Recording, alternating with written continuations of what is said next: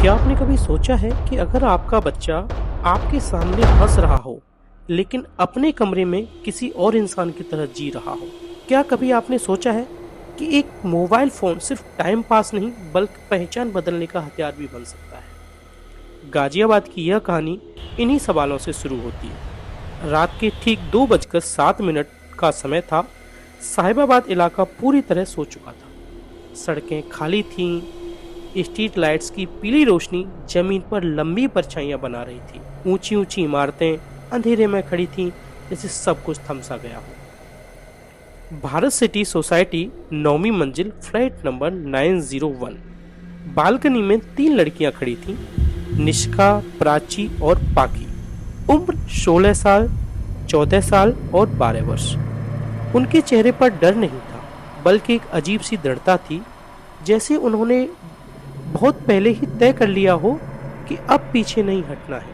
नीचे झांकते हुए उन्हें कोई डर नहीं लग रहा था।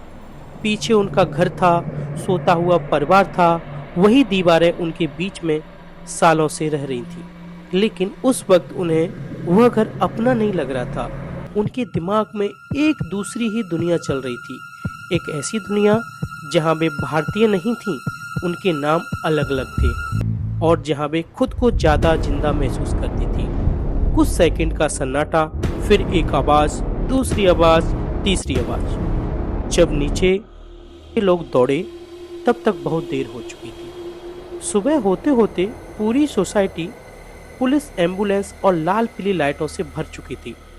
अगले दिन अखबारों में एक ही लाइन थी, 3 बहनों की मौत। लेकिन यह सिर्फ मौत की खबर नहीं थी, यह एक ऐसी कहानी की शुरुआत थी जिसकी जड़ें बहुत गहरी थी। जब पुलिस फ्लैट नंबर 90 के अंदर पहुंची तो कमरा किसी आम बच्चों के कमरे जैसा नहीं था। दीवारों पर काले मार्कर से लिखे शब्द चीख रहे थे, make me A heart of broken.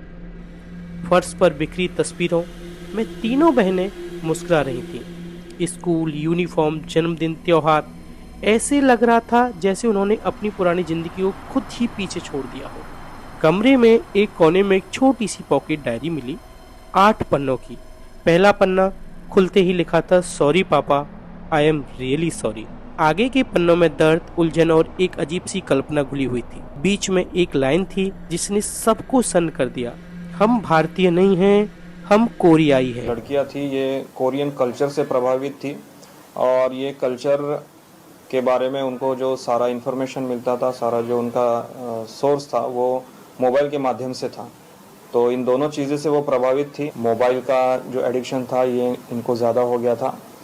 इसी के चलते उसके परिवार वालों ने जब उनको मोबाइल इस्तेमाल करने से जब प्रतिबंध किया, तब जाके उन्होंने ये कदम उठाया। गाजियाबाद में जन्मी तीनों बहनें खुद को किसी और देश, किसी और संस्कृति का हिस्सा मानने लगी। उन्होंने अपने नाम तक बदल दिए थे।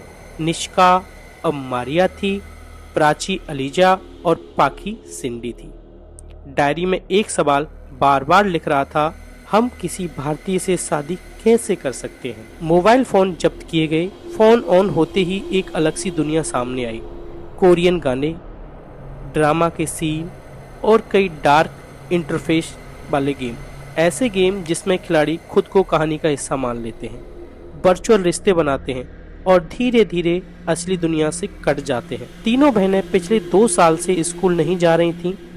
उनकी दुनिया 4 दीवारों और स्क्रीन की तरह सिमट चुकी थी।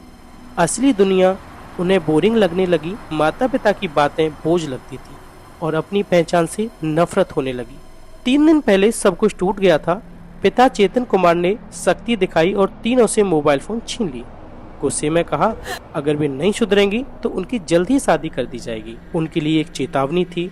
उन बहनों के लिए यह उनकी पूरी दुनिया का अंत था। फोन उनके लिए सिर्फ एक डिवाइस नहीं था, वह उनकी पहचान थी और शादी की बात उनके मन में सबसे बड़ा डर पैदा कर गई।